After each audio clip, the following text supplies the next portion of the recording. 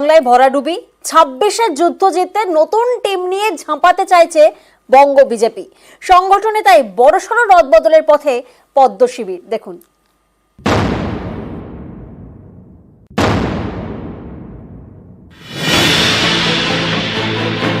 24-এর ফলে 21-এর পুনরাবৃত্তি। বাংলায় ফের সবুজ ঝড়। ফের বাংলার মাটিতে বিজেপির ভরাডুবি।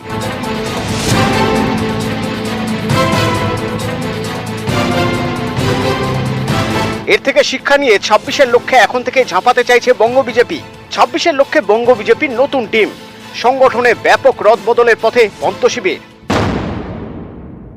যেহেতু আমি রাজ্য সভাপতি এবং তার সাথে আমি কেন্দ্রীয় মন্ত্রিসভায় আছি, ভারতীয় জনতা পার্টির সংবিধান অনুসারে আমি স্বাভাবিকভাবে এই দুটি পদ আঁকড়ে বেশি দিন থাকতে পারবো না।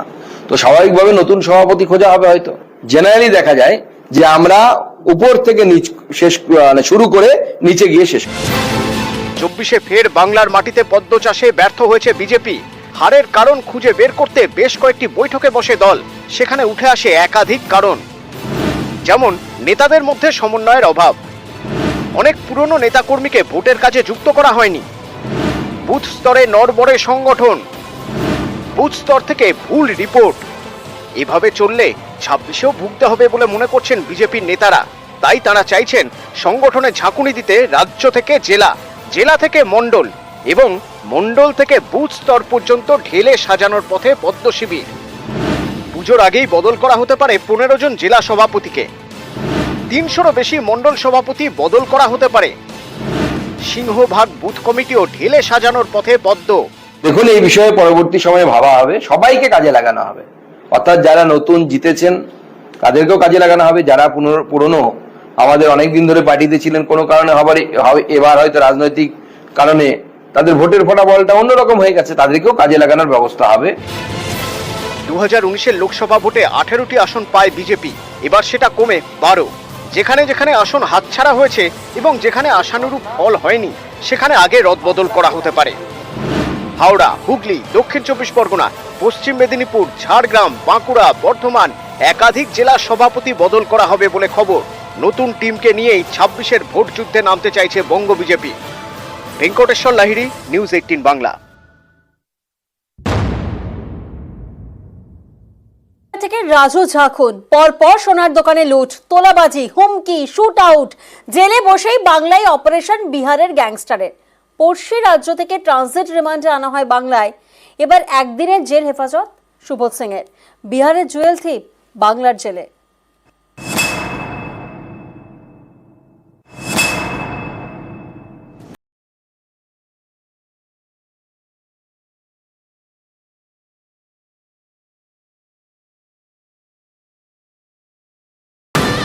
নামেই জেল, সিনেমা জেলের মধ্যেই ভরপুর খাতির যত্নের ব্যবস্থা ছিল অজয় দেবগন। ঠিক তেমনি বিহারের বেউর জেল যেন গ্যাংস্টার সুবোধের কাছে ছিল অপরাধের মুক্তাঞ্চল। জেলের 22 নম্বর ওয়ার্ড, এখানে বসেই দিনের পর দিন চালিয়ে গিয়েছে অপারেশন।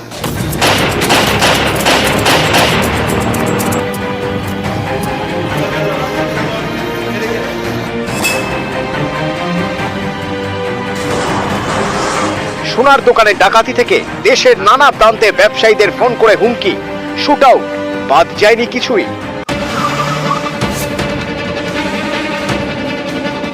বাংলায় একাধিক অপরাধের ঘটনায় নাম জড়িয়েছে সুবোধের। দীর্ঘদিন ধরে রাজ্য পুলিশ চাইছিল সুবোধকে নিজেদের হেফাজতে পেতে। এবার 2022 সালে রানীগঞ্জের স্বর্ণ ব্যবসায়ীর বাড়িতে ডাকাতি ও অপহরণের চেষ্টার মামলায় ট্রানজিট রিমান্ডে সুবোধ সিংকে বাংলায় নিয়ে এসেছে সিআইডি।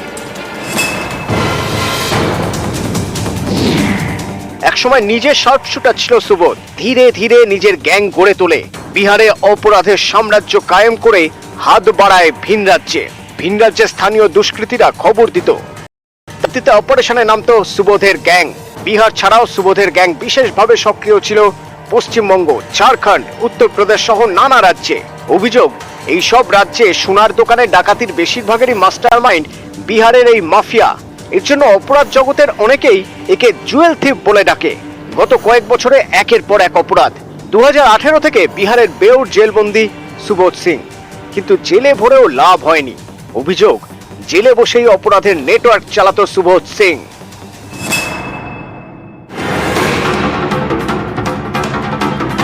এ রাজ্যেও রীতিমতো সক্রিয় সুবোধ সিং এর শাগরেদরা। বারবার নানা অপরাধে উঠে এসেছে কুখ্যাত এই গ্যাংস্টারের নাম। বারাকপুরে বিজেপি নেতা মনীষ শুক্লা খুন, 2023-এ কয়লা মাফিয়া রাজু ঝার হত্যা, কখনো টার্গেট সোনার দোকান,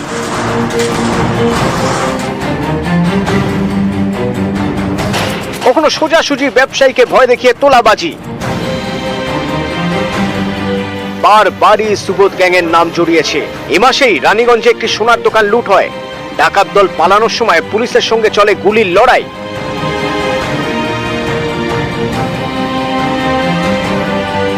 তদন্তকারীদের সন্দেহ, ওই ডাকাতির ঘটনার মাস্টারমাইন্ড সুবোধ সিং।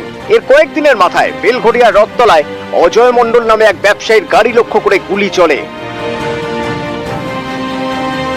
অভিযোগ, এর পিছনে ছিল সুবোধ সিং।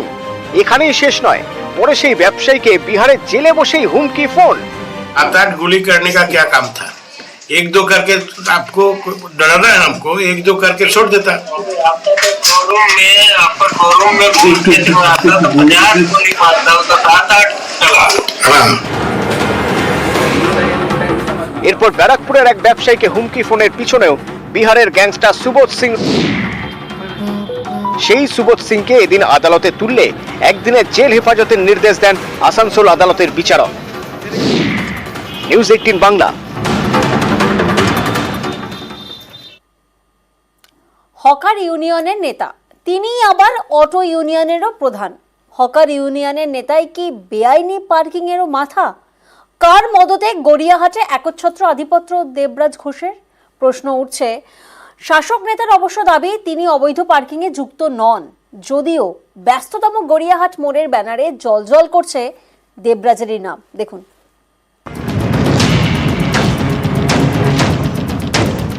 দক্ষিণ কলকাতার ব্যস্ততম এলাকা গড়িয়াহাট।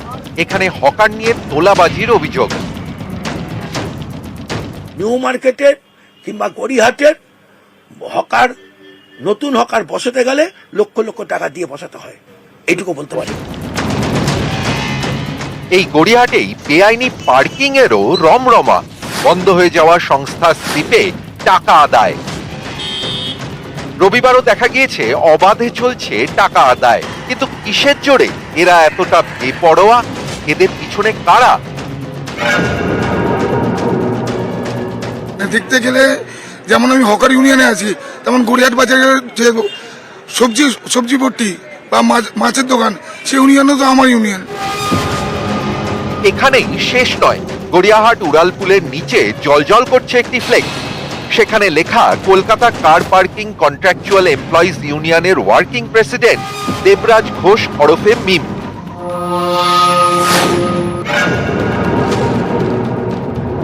যদিও তৃণমূলের হকার নেতা দেবরাজ ঘোষের দাবি 10 বছর আগেই বন্ধ হয়ে গেছে ওই ইউনিয়ন। হকার ইউনিয়ন 2000 সাল থেকে আমি দেখাশোনা করছি, কিন্তু বাদ বাকি যে ইউনিয়নগুলো, যেমন বাজারে ব্যবসায়ী সমিতি, ইন্ডিয়ান অয়েল, এরকম বহু, যেমন অটো ইউনিয়ন 28 নম্বর 105 নম্বর রুট, গড়িয়াহাট থেকে পাক সাকাস, এখন তো গড়িয়াহাট অটো ইউনিয়ন তো আমি দেখি, হকার ইউনিয়নও দেখি।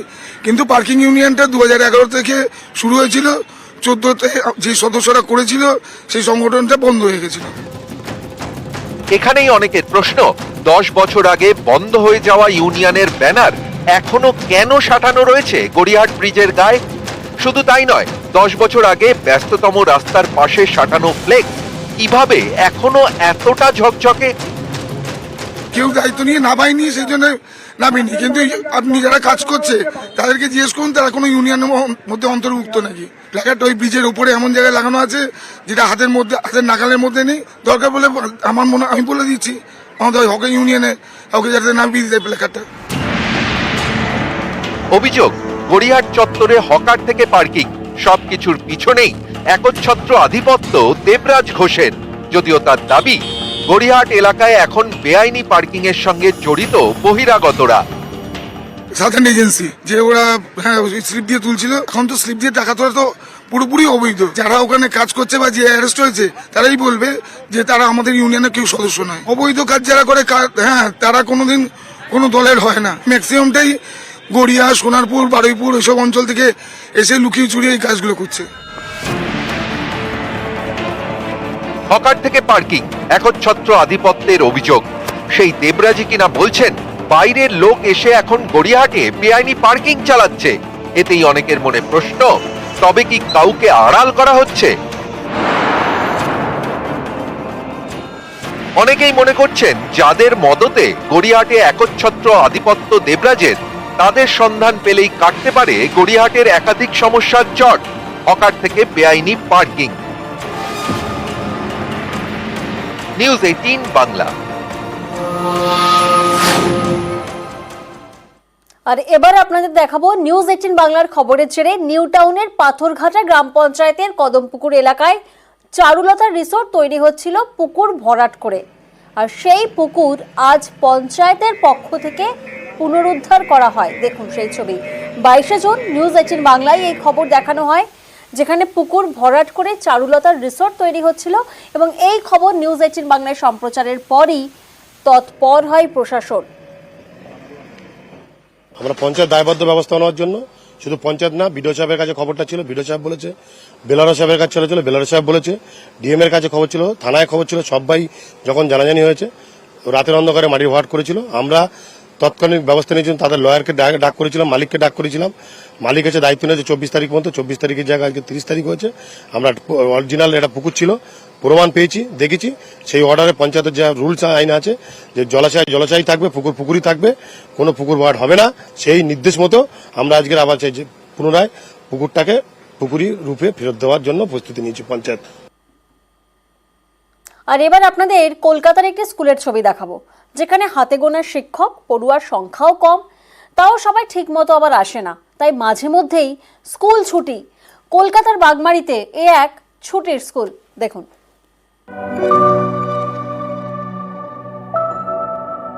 শতকের নিচে 1, দশকের নিচে 1। জ্ঞান ভারতী শিশু শিক্ষা নিকেতন কলকাতার বাগমারিতে 50 বছরের পুরনো স্কুল। মাঝে মধ্যেই স্কুল বন্ধ থাকে, কারণ স্কুলে ছুটি। সরকারি ঘোষিত ছুটি ছাড়াও মাঝে মধ্যেই স্কুল ছুটি, কখনো হাফ ছুটি, কখনো ফুল।